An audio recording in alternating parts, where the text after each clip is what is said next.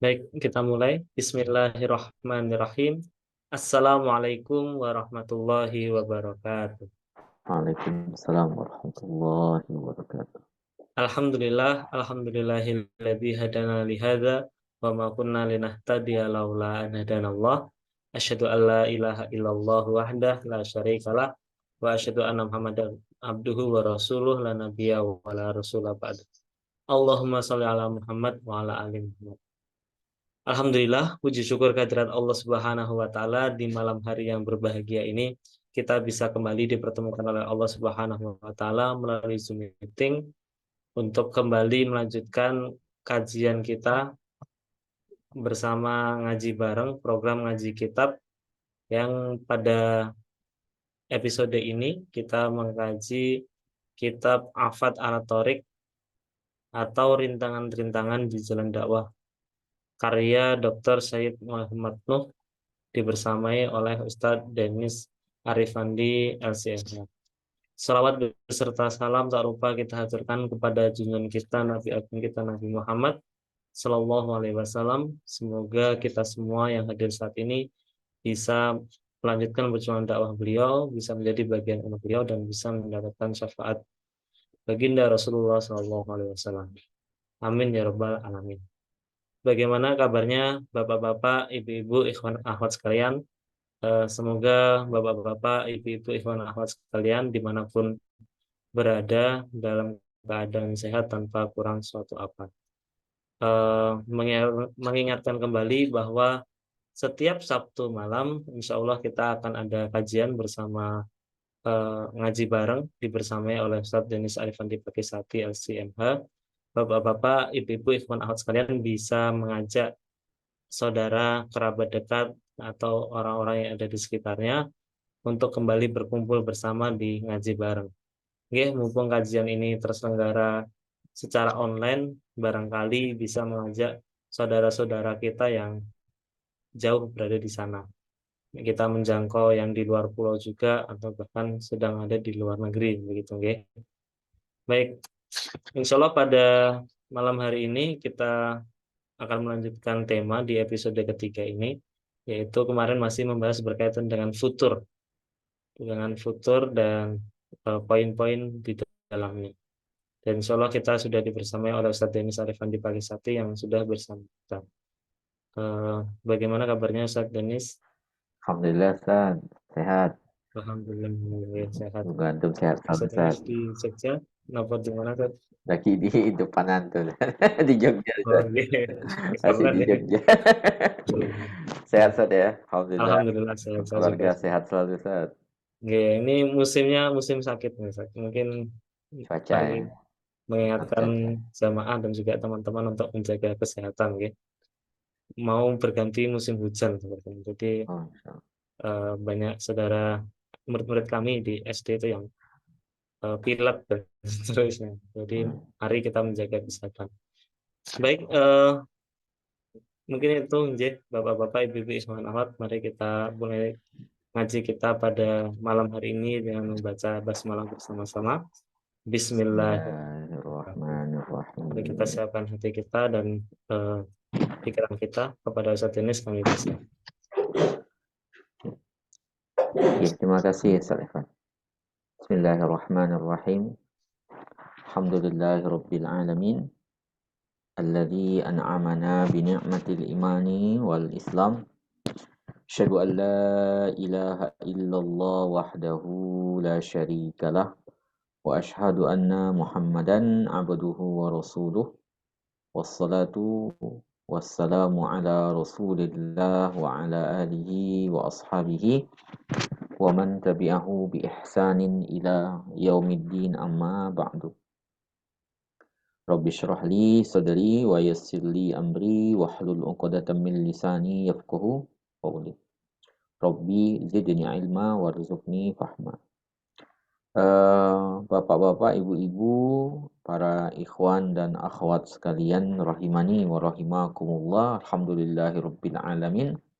Kita bersyukur kepada Allah Subhanahu wa taala di malam hari ini di malam minggu ini ya kita diberikan kemudahan oleh Allah Subhanahu wa taala, mungkin di tengah banyaknya agenda kita diberikan kemudahan, diberikan taufik. Taufik itu artinya adalah taisir. Allah mudahkan kita untuk datang bermajelis ilmu di majelis rutin kita ini ya, untuk saling ya, bahasa sahabat itu bahayyanu minus sa'ah gitu. Mari kita beriman sesaat. Ya, memang kita cuma 1 jam juga sebenarnya, sesaat sampai orang.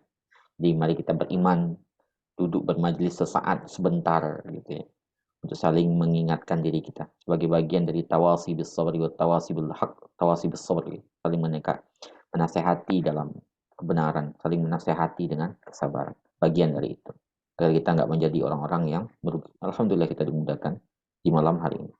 Kemudian salawat dan salam pada Rasulullah Sallallahu Alaihi Wasallam, pada keluarganya, para sahabatnya, dan para pengikutnya sampai akhir kalam. Pembahasan kita masih di kitab ini, di kitab Afatun al Tariq, rintangan-rintangan di jalan dakwah yang ditulis oleh Dr. Sayyid Muhammad Nuh. Kita masih di afat yang pertama, di rintangan yang pertama, masih di futur, kita di sebab yang keempat, yang kelima pada malam hari ini. Saya ingin share pembahasan kita di malam hari ini untuk memudahkan kita juga memahami apa yang ingin kita sampaikan atau ingin disampaikan dari kitab ini.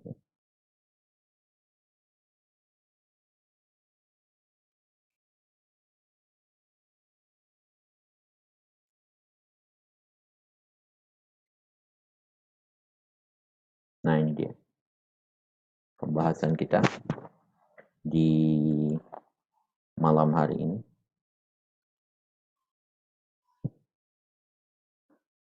Terkait dengan Fatun al-Tariq. Fatun. Ini sekarang poin yang ke berapa ini? Yang kelima apa yang keempat ya? Oke. Pembahasan kita adalah Yang keempat seperti itu. Keempat ya, Ustaz ya. Lalai dalam amalan siang dan malam atau amal yaumi kita. Ini faktor keempat, sebab keempat kita menjadi futur. Ya. Sebelumnya kita mendoakan dulu untuk muallif kitab kita ini. Ya. Mudah-mudahan Allah Subhanahu wa taala mengampuni beliau, ya. Melapangkan kubur beliau, kemudian menjadikan apa yang beliau tulis ini sebagai bagian dari amal soleh yang menjadi mizan, memberatkan mizan beliau, kemudian melapangkan nanti kubur beliau insyaallah. Jadi yang keempat dalam tulisannya Syekh Sayyid Dr. Muhammad Nuh ini adalah lalai dalam amalan siang dan malam, amal yaumi. Jadi amal yaumi ini punya pengaruh yang kuat untuk memperkuat kita di jalan dakwah, sebagaimana dia juga mempengaruhi kalau kita enggak ini untuk bisa menyebabkan futur pada diri. Ya, contohnya apa? Contohnya kalau di sini di kitab itu ya, ini saya ambil dari kitabnya itu ya. Nah, kenapa saya bikin PPT-nya agar mempermudah saya biar lebih fokus gitu. Pertama, kelupaan sholat isya misalnya, karena begadang, nonton bola isyanya lupa gitu. Itu pengaruh kuat itu. Itu kan wajib itu. Kemudian melalaikan ibadah-ibadah sunnah rawatib. Itu pengaruh ke dalam kita menjadi futur atau enggak itu termasuk di situ. Yang rawatib itu kan yang dalam yang muakkad itu kan yang 12 itu. 10 dalam riwayat Ibnu Umar, 12 dalam riwayat Ummu Habibah itu. Ya, isna berapa itu? Ya, 12 ya.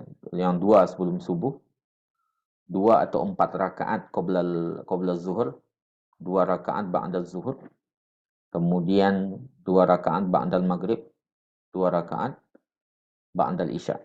Itu kan rawatib itu. Yang sunnah muakkadah. Kalau muakkadah kan bisa kita yang terkait dengan qoblal asr ada riwayatnya juga itu ya.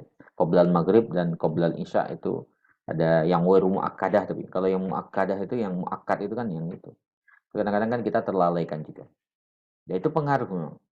Jadi kita menyangka kadang-kadang habis waktu kita untuk ibadah-ibadah itu, padahal justru itu yang mendukung kita untuk tetap sabat gitu ya, tetap sabat di atas jalan itu, jalan hak gitu ya, jalan dakwah itu.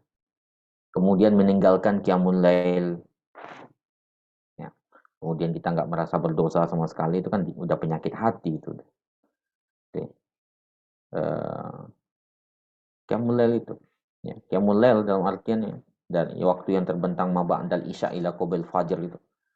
Setelah ba'da isya sampai sebelum fajar itu kan disebut dengan qiyamul lail. Mau sholat apapun yang kita kerjakan termasuk itu tahajudnya, termasuk itu witir. Para ulama mengatakan seperti itu. Maka sangat merugi kita kalau malam yang terbentang dari ma ba'dal isya sampai sebelum fajar itu 9 jam kira-kira kita habis isya.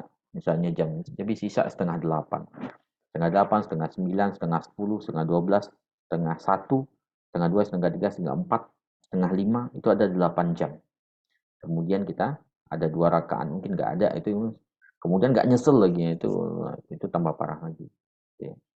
Walaupun cuma 1 rakaat witir, kalau saya Sabik itu mengatakan begitu. Walaupun cuma 1 rakaat witir, ya nggak kita kerjakan, itu sungguh merugi sekali. 8 jam waktunya kemudian nggak ada qiyamul lail. Dan itu ngaruh kepada sabat atau enggak kitanya, futur atau enggaknya itu ngaruh.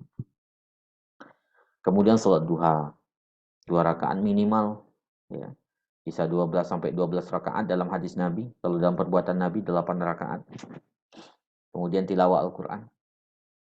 Kita menyangka akan menghabiskan waktu, ternyata barokahnya justru melapangkan waktu kita itu.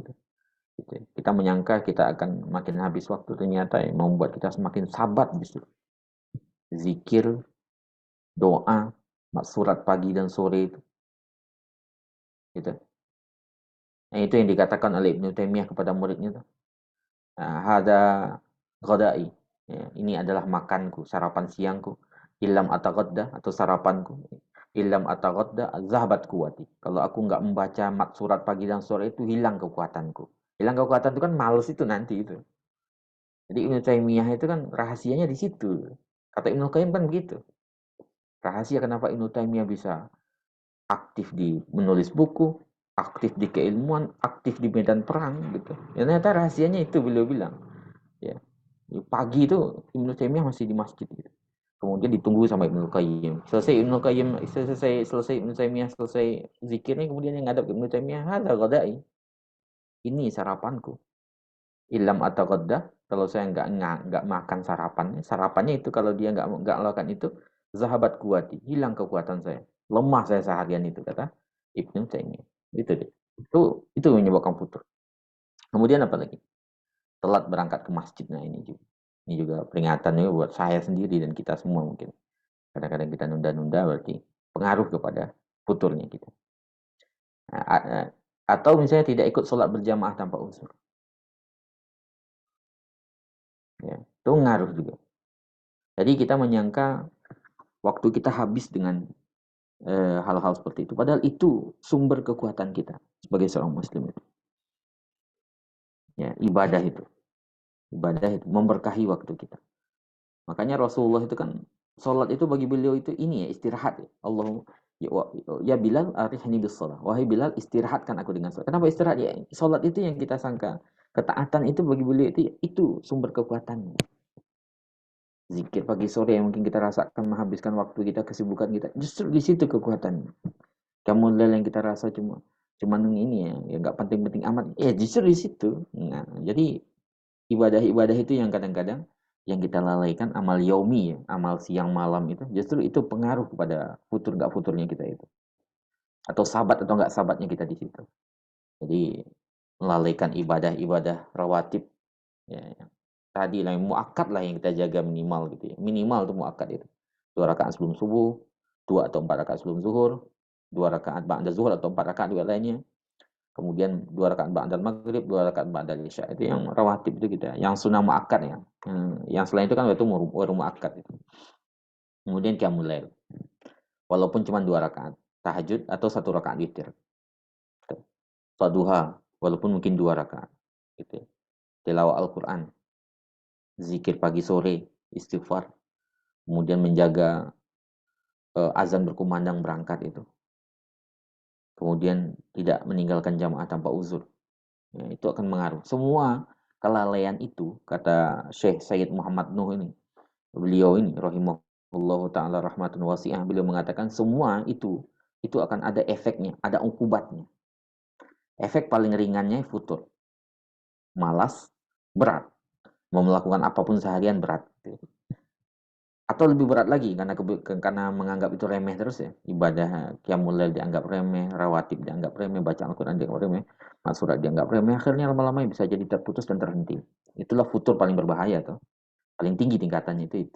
Nah, ini sabda Nabi Shallallahu alaihi wasallam ya, riwayat Bukhari. Yaqidu syaitanu ala qafiyati ra'si ahadikum. Setan mengikat di ujung kepala salah seorang di antara kalian. Idza huwa nama, kalau dia tidur, salasa uqadin, 3 ikatan. Di kepala kita ketika kita tidur itu diikat 3 ikatan. Ini hadisnya mungkin masyhur di kalangan kita, sering kita dengar. Jadi kadang-kadang kan kita memang perlu diingatkan. Dan saya membaca ini untuk mengingatkan diri saya sendiri juga. Ya, ya dari kulla uqdatin, ya. Kemudian di apa namanya? Diikat, setiap ikatan itu kemudian dijelaskan, dikatakan apa? Alaika lailun tawilun, ya. Nikmatilah malam yang panjang itu, farkut, laplah engkau dalam tidurmu, ya. Jadi alaika lailun tawilun farkut. Kamu nikmati saja malam panjang itu, diikat di kepala kita tuh, di ujung kepala kita. Nah, nikmati malam yang panjang, farkut, ya tidurlah yang nyenyak gitu. Fa iza staiqadha, kalau dia bangun, wa dzakarallaha, kemudian dia menyebut nama Allah. Alhamdulillahilladzi ahyana ba'da ma amatana, atau doa-doa zikir ba'da shalah itu. Ba'da tidur ya. Maka inhalat uqdah, lepas satu ikatan. Ketiga ikatan tadi. Kemudian ikatan kedua, fa in tawadda, kalau seandainya dia berwudu, inhalat uqdah, lepas ikatan kedua. Fa in shalla, kalau dia salat, inhalat uqdah, lepas ikatan ketiga. Kan 3 ikatan tadi. 3 ikatan dibikin. Kemudian kalau dia bangun, berzikir menyebut nama Allah, doa bangun tidur itu inhalat uqdah, lepas satu ikatan. Kalau dia berwudu, lepas ikatan kedua. Kalau dia sholat, lepas ikatan ketiga. Fa asbaha nasyiltan. Maka kalau lepas 3 ikatan itu di pagi hari itu, dia akan memulai hatinya dengan nasyid, dengan rajin. Tiban nafsi, jiwanya akan tenang, akan nyaman, akan enak. Wa illa, kalau enggak, asbaha khobisan nafsi kaslana. Maka kalau tidak, maka jiwanya, dirinya akan menjadi orang-orang yang khabis, yang jelek, ya, buruk, kaslan, malas gitu. Malas. Jadi pangkal malas itu bisa jadi ya kita enggak memulai dengan 3 itu bisa jadi gitu. Kita enggak memulai bangun tidur kita dengan bangun tidur enggak zikir, kemudian enggak berwudu, kemudian enggak ada sholatnya. Itu yang akan melahirkan hari-hari yang malas ketika itu. Tapi kalau enggak, kita akan menghadapi itu penuh dengan positif terus, nasyid, rajin, kemudian tiban nafs, jiwa yang baik ketika itu, positif gitu ya. Kalau enggak menjadi negatif, kemudian ketika itu kita ya malas mau ngapa-ngapain. Mungkin itu salah satunya gitu. Ini kalau berdasarkan riwayat itu kan itu yang terjadi. Itu yang keempat ya. Lalai dalam amal yaumi. Tidak menjaga amal yaumi dengan sebaik-baiknya. Itu akan mengantarkan kepada tingkat paling rendah dari kefuturan, yaitu malas dan berat, atau tingkat paling tinggi, ya benar-benar putus. Ya, benar-benar putus dan terhenti sama sekali. Kemudian yang berikutnya yang mempengaruhi apa namanya? Futur atau enggaknya kita. Sebab futur itu adalah masuknya sesuatu yang haram atau syubhat ke dalam tenggorokan kita. Masuk sesuatu yang haram atau syubhat ke dalam tenggorokan kita. Itu mengaruhi kefuturan kita. Ya, ini sebab futur gitu. Bisa jadi karena kelalaian kita. Yes. Jadi futur itu kan bisa jadi karena kelalaian kita dan tidak konsisten dan kita menjaga amalan-amalan sehari-hari ya, yang dijalaninya.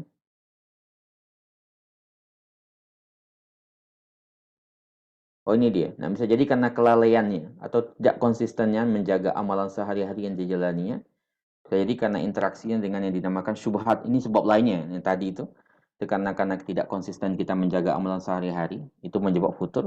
Atau bisa jadi karena interaksi kita dengan syubhat. Atau karena sebab lainnya. Ya. Sehingga kita dihukum oleh Allah Subhanahu wa taala. Ya. Perbuatan ini akan dihukum oleh Allah Subhanahu wa taala karena kita berhubungan dengan syubhat. Hukuman paling ringan itu apa? Ya, hukuman paling ringan di dunia itu futur. Futur itu kan kita nggak merasa itu. Kita merasa aman-aman saja, padahal ya kita dijauhkan dari ketaatan. Futur kemudian duduk di sini pensiun maksudnya ini ya, kuut ya.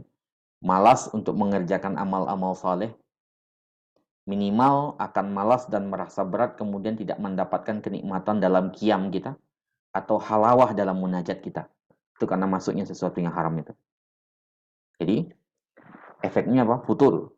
Futur, kita menjadi malas untuk mengerjakan amal-amal soleh ini. Jadi kita nggak tergerak sama sekali untuk mengerjakan amal soleh itu.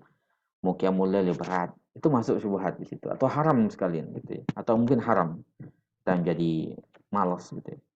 Atau bisa jadi kita jalankan ibadah itu tapi nggak mendapatkan kenikmatan. Nggak ada halawahnya, kemanisan dalam munajat itu. Jadi kayak hampa gitu, sholat qiyamul lail tapi hampa. Ya, itu bisa jadi syubhat masuk di situ atau haram yang masuk dalam tubuh kita. Jadi dua itu ya. Jadi futur akibatnya bisa jadi kita masih ibadah, bisa bangun qiyamul lail udah menjadi rutinitas kita, sholat duha ya, masih dijalankan, itu bisa jadi di situ, tapi nggak merasakan kenikmatan itu. Atau nggak sama sekali, biasanya rajin duha, tahajud itu kayaknya berat sekali. Atau bisa, tapi kehilangan kenikmatannya, hilang rasa halawah di dalam munajat itu. Itu efek dari hal itu. Masuknya syubhat atau hal-hal yang diharamkan ke dalam badan kita. Barangkali inilah rahasianya kenapa dakwah Islam itu. Islam menyerukan untuk hanya memakan yang halal. Berusaha mendapatkan yang halal, menjauhi yang haram, dan yang paling minimalis syubhatnya. Bahkan paling minimal syubhatnya itu. Ya. Kalau bisa nggak ada syubhat sama sekali gitu ya. Ya. Jadi itu Islam sebabnya mendorong itu karena pengaruh sekali. Kalau kalau kita masih ibadah, kita masih ibadah tapi nggak ada kenikmatannya atau kita dihalangi dari ibadah itu. Oke, kita dihalangi oleh ibadah. Ujung-ujungnya futur nanti. Ini dia. Al-Baqarah ya. 168.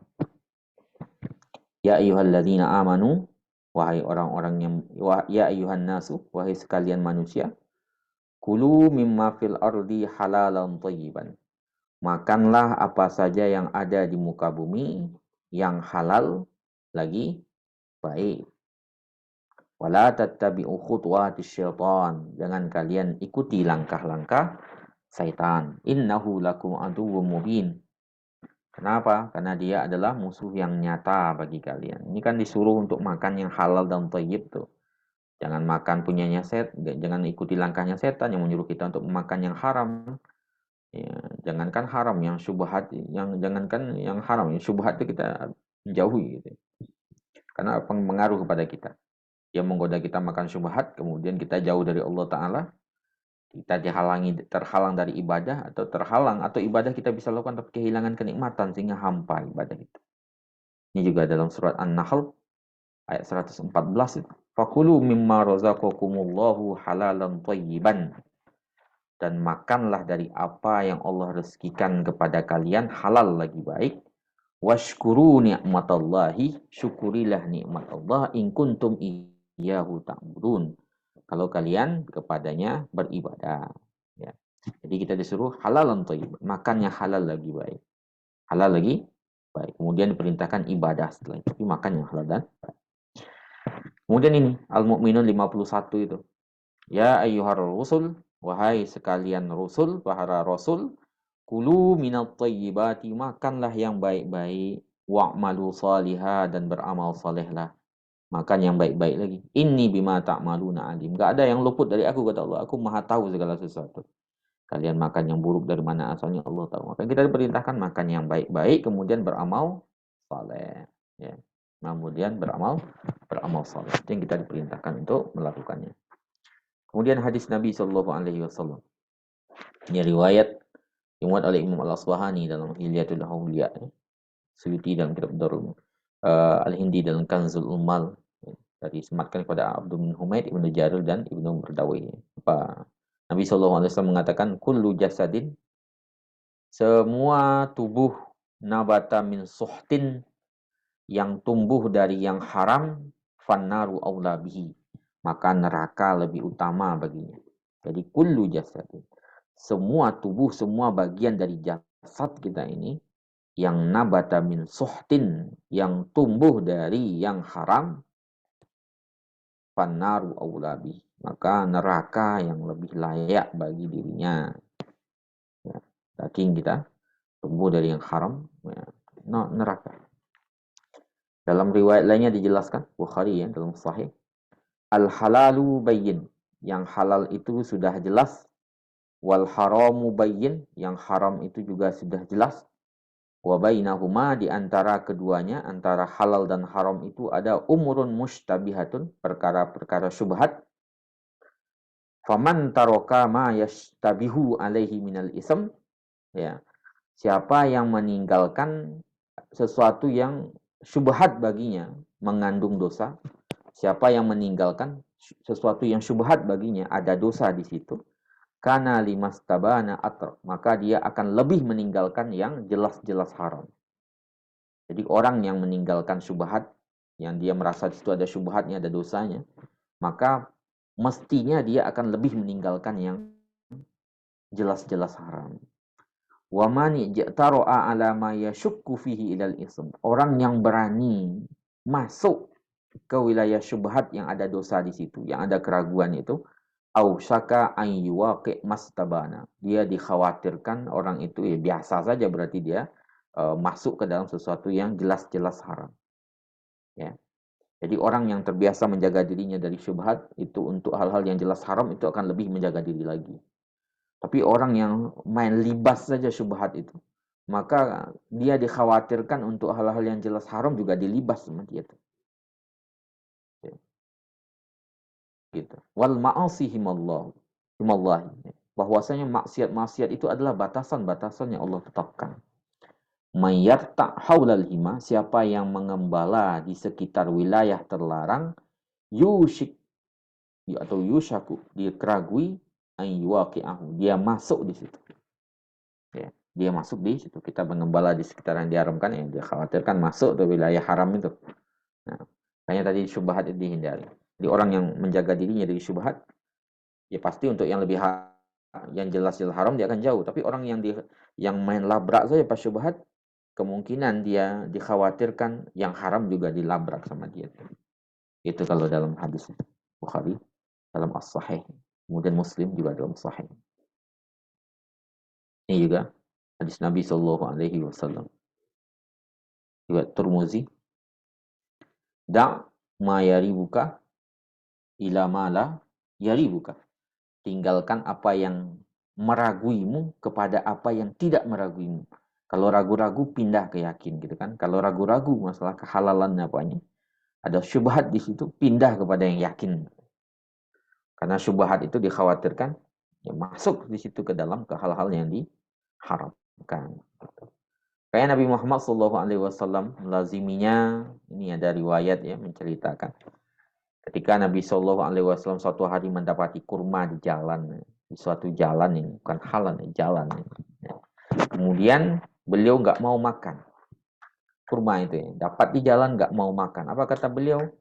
Laula anni akhafu an takuna minas sadaqah la akaltuha. Kalau bukan karena khawatir kurma ini bagian dari sedekah, aku akan memakannya. Kenapa? Karena Nabi kan nggak boleh makan sedekahnya. Nabi dan keluarganya kan nggak nerima sedekah. Nerimanya hadiah gitu. Nah, larangan itu Nabi khawatir untuk melanggar itu.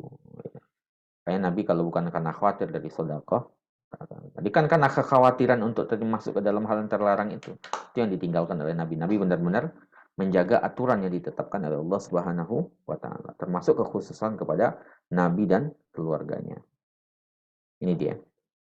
Kemudian manhaj ini juga yang ditempuh oleh generasi salaf ya. Generasi salaf itu mereka selalu memeriksa, meneliti apa saja yang terkait dengan kehidupan mereka, makanan, minuman, pakaian, kendaraan gitu ya. Jadi ketika mereka mendapati sesuatu yang menyusufinya atau syubhat yang masuk ke dalam itu, bahkan syubhat sekecil apapun, itu mereka akan menjauhi itu. Kenapa? Karena syubhat itu akan mengantarkan kepada yang haram. Kalau haram sudah masuk ke dalam badan, maka hati akan rusak. kemudian diharamkan dari amal soleh, atau minimal nggak diterima amal solehnya, ini dia. Ya, ini garis ini. Nah, jadi kenapa para sahabat itu menjauhi yang syubhat, apalagi yang haram? Pertama karena khawatir dihalangi dari beramal. Karena bagi seorang mukmin itu ya, beramal itu kan sesuatu yang diharapkan. Muwafaqah, taufik ya, kemudahan untuk beramal soleh itu kan nikmat besar itu dari Allah. Ketika hal yang haram itu masuk ke dalam dirinya, kemudian terhalang untuk qiyamul lail, terhalang untuk baca Al-Quran, terhalang untuk kenim. Bagi mereka itu sebuah, mereka merasakan karena keimanannya itu, merasakan itu sebuah siksaan luar biasa gitu. Atau mereka bisa beramal, cuma nggak diterima, itu juga sama. Mereka khawatir itu. Khawatir amalan-amalannya tidak diterima.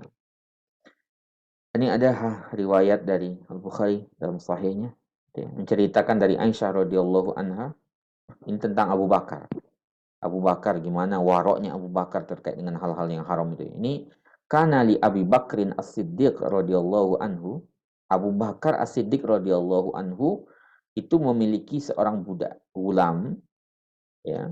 Yukhriju lahu al-kharaj. Biasanya memungut, mengambil kharaj ya, macam pajak gitu, ngambil pajak gitu. Kerjanya itu.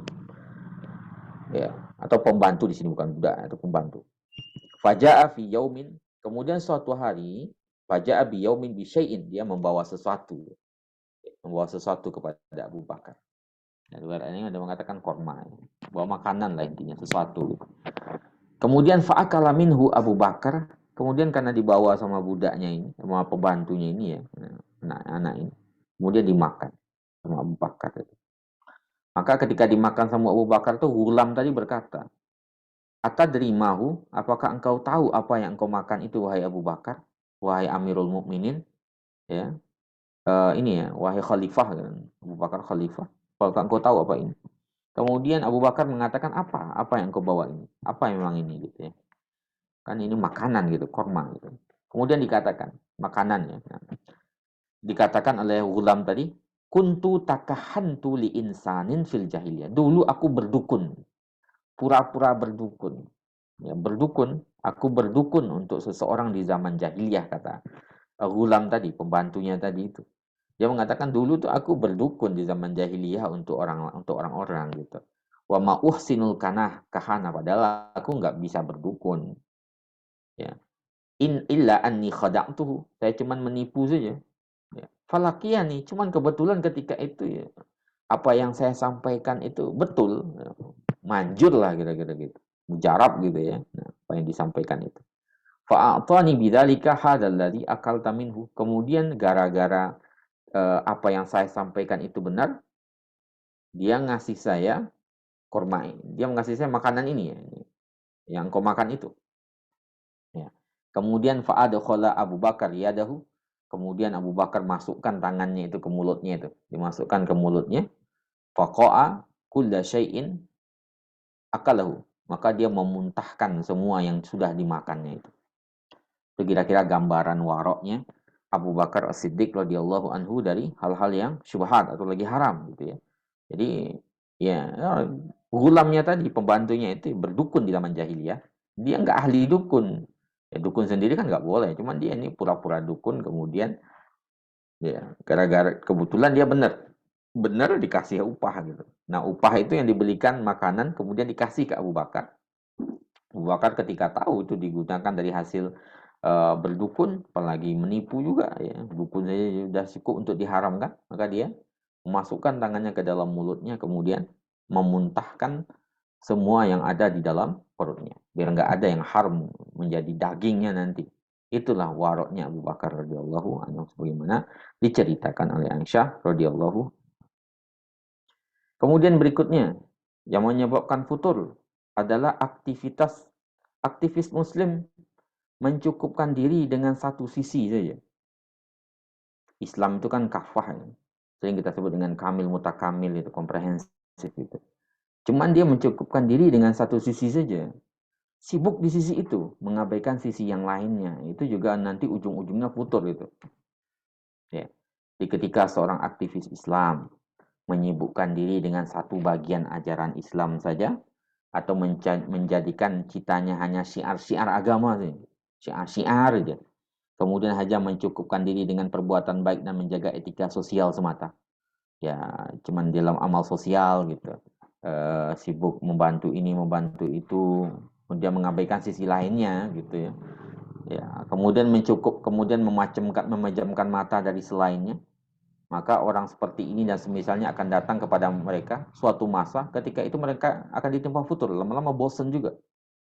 Sibuk dengan misalnya ibadah, sholat aja yang di atau cuma syiar-syiar tertentu saja, pakaian gitu. Atau misalnya cuman masalah perbuatan baik gitu, cuman amal sosial. Kemudian lu abai dengan sisi yang lainnya. Itu biasanya akan datang suatu masa ketika itu dia bosan kok gini-gini aja sih gitu. Ya, itu akan berujung di situ biasanya. Akan berujung di bosan, jenuh, lama-lama futur ujung-ujungnya itu. Nah, ini kan realitas gitu. Kata Syekh Muhammad Nuh itu realitas gitu. Orang yang sibuk di satu sisi saja, ya, dari sisi agama ini kan komprehensif. Kemudian dia sibuk sisi itu ya. Soal Islam cuma satu sisi itu saja. Kemudian mengabaikan sisi lainnya ya. Itu ujung-ujungnya ya futur, bosen gitu.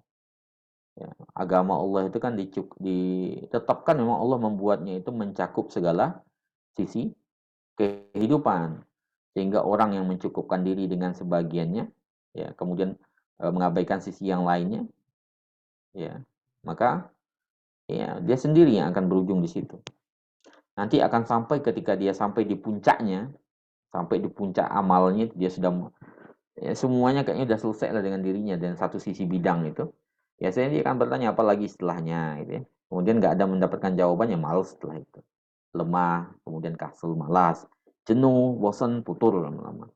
Itu biasanya karena kita mengambil satu sisi, padahal Islam itu kan nggak begitu. Islam itu komprehensif ya, mencakup segala sisi kehidupan. Karena makanya ketika ngambil sebagian-sebagian, efeknya ya kemana-mana. Ya, efeknya akan kita sendiri yang setelah itu futur setelahnya. Ini juga bisa jadi itulah salah satu rahasia seruan Allah untuk mengambil manfaat Allah secara keseluruhan ya. Kita disuruh untuk berislam secara kafah itu enggak setengah-setengah, tidak tab'id, tidak tajzi, tidak setengah-setengah gitu, kafah. Al-Baqarah 208 sering kita dengar itu. Ya, sering kita baca insyaallah karena kita baca Al-Qur'an. Ya ayyuhalladzina amanu, wahai orang-orang yang beriman, ya, udkhulu fis-silmi kafah. Masuk dalam Islam secara keseluruhan.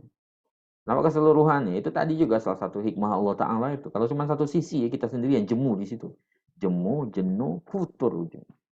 Wala tattabi'u khutuwati syaitan. Jangan kalian ikuti langkah-langkah setan. Innahu lakum aduwwum mubin. Artinya apa? Ini penjelasan dari Syekh Muhammad Nuh ya. Kerjakan seluruh cabang keimanan dan syariat Islam. Janganlah Anda berjalan di belakang setan. Sebab ia akan mendorong kalian kepada permusuhan dan kebencian. Ini berkait dengan apa yang kita bahas sebelumnya itu. Yang di kitab pertama, yang Kaifanah Talif itu. Dr. Salman Laudah. Ketika ngambil satu bagian aja, kemudian merasa ini Islam, padahal itu cuma satu bagiannya. Akhirnya ya itu ngikuti langkah-langkah setan tuh, melahirkan permusuhan dan kebencian. Karena ngambil satu sisi itu. Nanti satu sisi itu sampai puncak dia bosan setelah itu, bingung mau ngapain lagi setelah itu. Akhirnya futur udah. Gitu ya. Sehingga akan mencampakkan kalian dari manfaat Allah Ta'ala. Atau sebagiannya. Kemudian kalian akan futur dan lalai. Futur dan lalai. Kelahi ya. Karena ngambil satu bagian saja. Kemudian merasa satu bagian itu. Ya kamu, kalau Syekh Salman Audah ketika kitab pertama itu kan dicontohkan kayak megang gajah gitu tuh. Nah, ada yang megang ekornya. Oh ini Islam ekor. Ini gajah itu ekornya itu. Gitu. Ada yang megang kakinya. Oh gajah itu. Ada yang megang belalainya. Islam itu kan yang belalainya itu. Padahal kan begitu. Akhirnya mereka kelahi. Bertengkar. Itulah yang tatabi khutuwati syaitan itu. Mengikuti langkah-langkah setan. Kemudian yang berikutnya lalai dari sunnatullah ya. Lalai dari sunnatullah. Ini pembahasan terakhir kita ya. Jadi ada sebenarnya beberapa, ini mungkin poin terakhir yang kita ambil di malam hari ini. Ini juga lalai akan sunnatullah terhadap kehidupan dan alam semesta. Sunanul qaum, sunnatullah, fikih sunnatullah ini. Ya. Ini ayat yang manzur dibahas sama Ustaz Evan itu. Manzur. Ayat-ayat Allah manzur itu semesta, kauniyah ini. Gimana sunnatullah terhadap kauniyah ini kadang-kadang terlupakan itu. Ya, kita mendapati ada segolongan aktivis Islam yang ingin mengubah seluruh masyarakat, ya.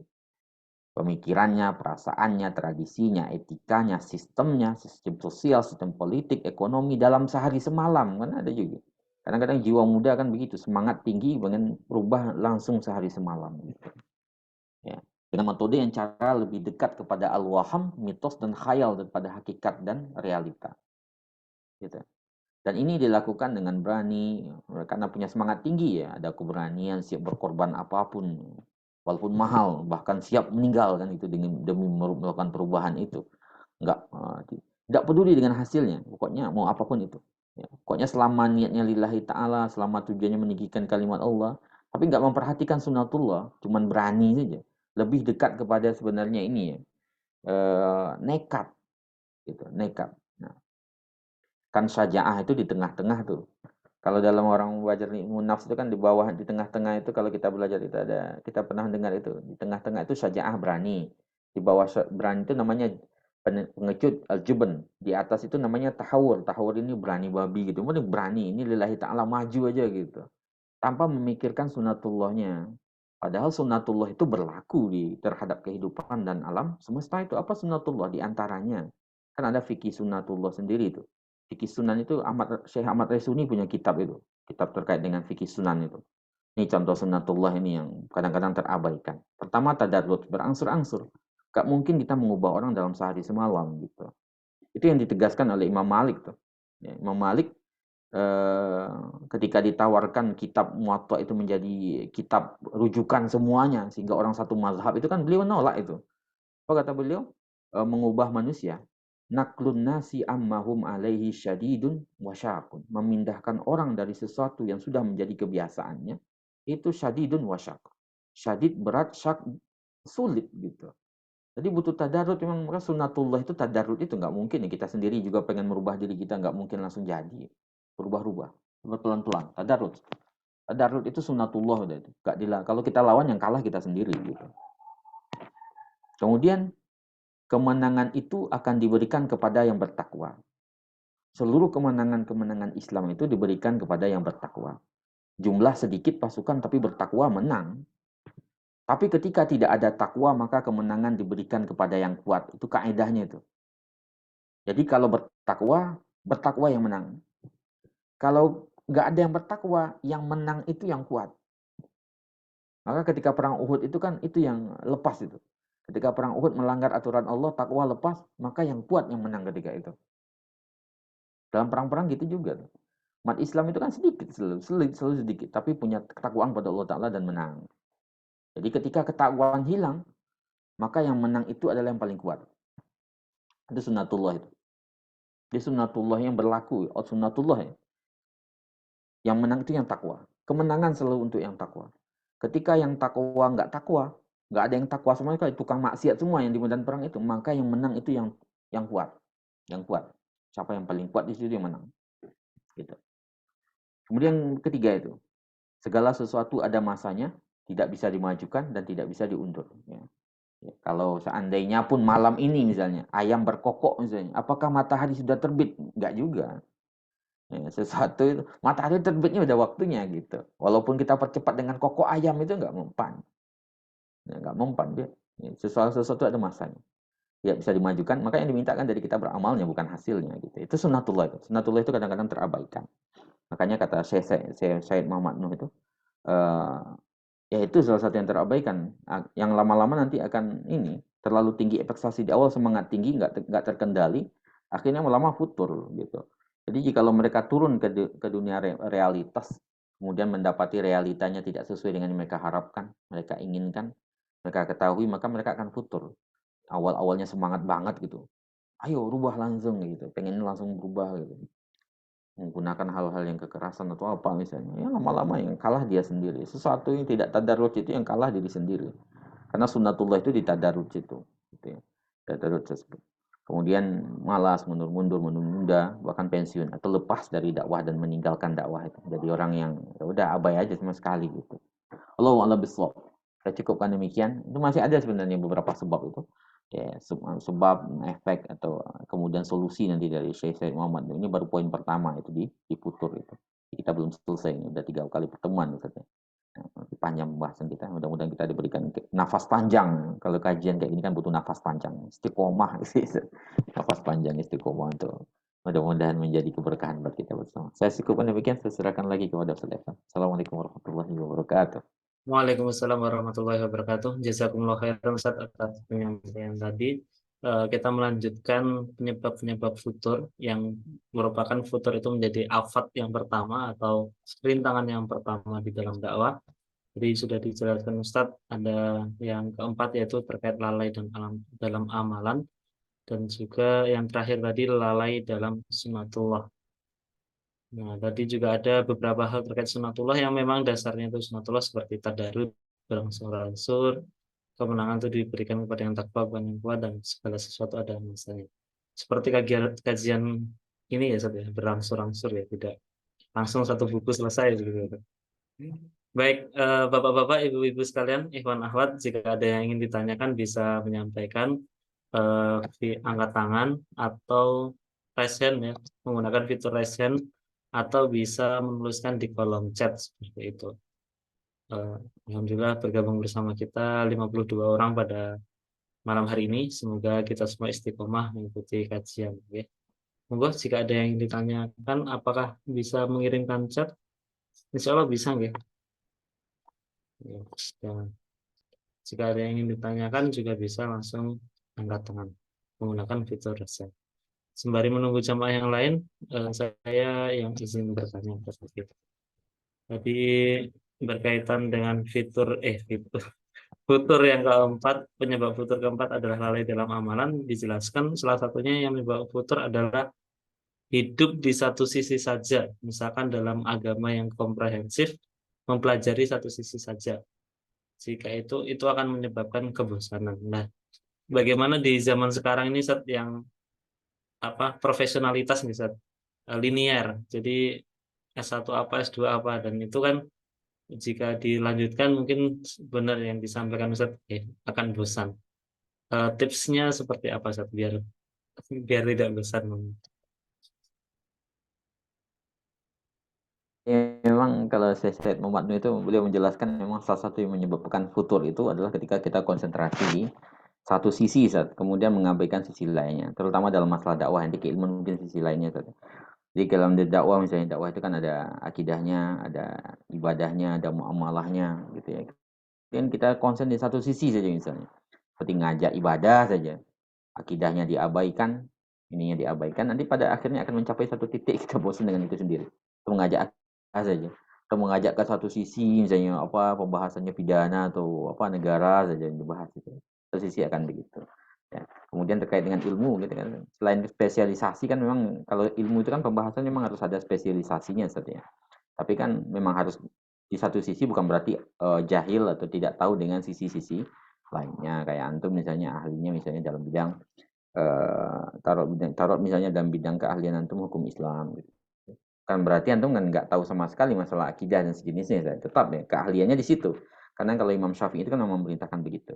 Tidak apa? Kalau idza ta'allam tal ilma kata Imam Syafi'i, atau kama qala Imam Syafi'i, kalau engkau menuntut ilmu fal yudakkik fihi. Fal yudakkik itu artinya kok mendalami di situ.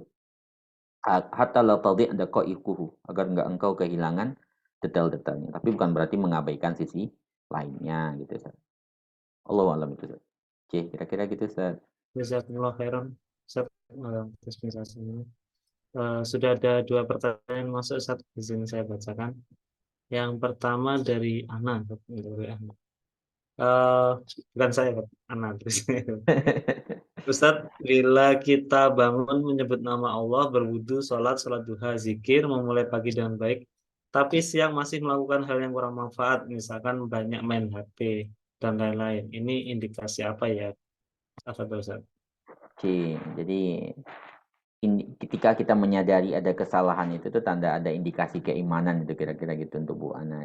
Justru ketika kita menyadari itu, ya, oh ternyata hari ini saya malah main HP lagi Bu, taruh lagi HP-nya, kemudian itu tandanya masih ada keimanannya. Justru itu, justru yang salah itu kalau seandainya kita habis waktu tanpa sadar gitu. Atau sadar seharusnya kita melakukan ini tapi kita nggak mau bergerak, itu juga tanda-tanda itunya. Kayak Imam Ibnu Qayyim itu mengatakan maduriba abdun bi uqubatin asyaddu min kiswatil qalbi. Seorang hamba tidak dihukum dengan hukuman yang lebih berat dari kasarnya hati. Kasarnya hati itu kan tanda keringnya keimanan itu. Jadi nggak merasa kalau seandainya kita lagi lalai dengan Allah Ta'ala, nggak merasa lalai, nggak bisa azan nggak disambut juga nggak merasa bersalah, Al-Quran nggak dibaca, nggak ada merasa penyesalan, qiyamul nggak dikerjakan, nggak ada penyesalan. Justru ketika ada ibu atau apa mbak tadi nyesel itu justru tandanya keimanan tuh hidup di hati. Itu justru nikmat dari besar dari Allah Subhanahu wa taala. Ada alarm gitu. Karena kan dalam akidah Ahlussunnah wal Jamaah itu kan iman memang naik dan turun di situ kadang-kadang. Kadang ada beberapa kali kita ada naiknya, ada turunnya, itu biasa. Dan itu indikasi keimanan. Kira-kira gitu, Ustaz. Jazakumullah khairan, Ustaz. Semoga kita dijauhkan dari hati yang kasar nih, sehingga tidak sadar bahwa kita terlena, kemudian lalai dan seterusnya. Oke. Maka jika kita menyadari, insya Allah itu malah tanda keimanan. Kemudian dari SM Ustaz, ini terkait dengan bagaimana menyikapi tentang subhat yang kita konsumsi. Semisal sebagai anak tidak bisa memastikan sumber rezeki orang tua sepenuhnya halal atau ada yang subhat. Semisal kita masih dinafkahi ortu. Kemudian untuk hal-hal yang subhat lainnya yang telah kita terabas gitu saja, untuk menghindarkan amalan yang tidak terima bagaimana Ustaz? Jadi yang pertama, jadi kita melihat itu memang dengan zahirnya. Kalau seandainya orang tua kita itu sudah bekerja misalnya, ini kan orang tua bapaknya. Kalau kerjanya itu udah zahirnya itu halal, yaitu PNS misalnya atau apa, itu berarti kan dari sisi itu udah halal. Itu berarti kita nggak usah mempertanyakan lagi. Karena kalau seandainya kita mempertanyakan terlalu dalam, juga takalluf nanti misalnya masuknya. Kita mempertanyakan itu PNS gaji bapak saya PNS dari uang apa itu uang judi itu, uang hasil apa gitu. Hasil ini itu kan takalluf nanti masuknya di situ. Itu akan masuk ke dalam takalluf. Maka kita ngelihat zahir orang tua saja. Kalau orang tua rasanya misalnya kita lihat zahirnya itu pekerjaannya dagang dan dagangnya di dagang itu benar udah cukup di situ. Kalau kecuali kita memang mengetahui dagangannya apa, bukan itu kita akan tahu halal haramnya, bukan syubhat lagi udah itu gitu ya. Tapi kalau seandainya zahirnya itu udah halal, kita jangan mencari itu yang beli tadi kayak mafia itu mafia narkoba gitu bercampur. Nah, itu kita sendiri takalluf itu kita yang akan susah dengan sendirinya. Nanti kalau misalnya misalnya orang tuanya dulu PNS ya kan PNS hasilnya dari mana itu dari negaranya negara negara ini bukan ini gitu ini susah sendiri nanti malah takalluf itu takalluf. Jadi kalau seandainya sudah yakin tegakkan di atas keyakinan itu. Justru kalau seandainya ada ragu itu was-was dari setan itu was-was dari setan. Jadi setan itu akan merusak kita akan merasa bersuuzon ke orang tua juga gitu. Kita sendiri juga nggak akan baik hati dengan diri kita sendiri. Nah, efeknya nanti ke ibadah kita seperti itu. Jadi kalau sudah bagus, orang tua sudah bagus, hasilnya sudah bagus, ya udah. Kecuali kita yakin di situ ada keharuman atau minimal mendekati haram, nah, itu bisa jadi. Tapi kalau seandainya udah jelas, udah kita husnuzon kepada orang tua dan tidak takalluf. Takalluf itu ya mencari hal-hal yang tidak seharusnya membebani diri kita sendiri.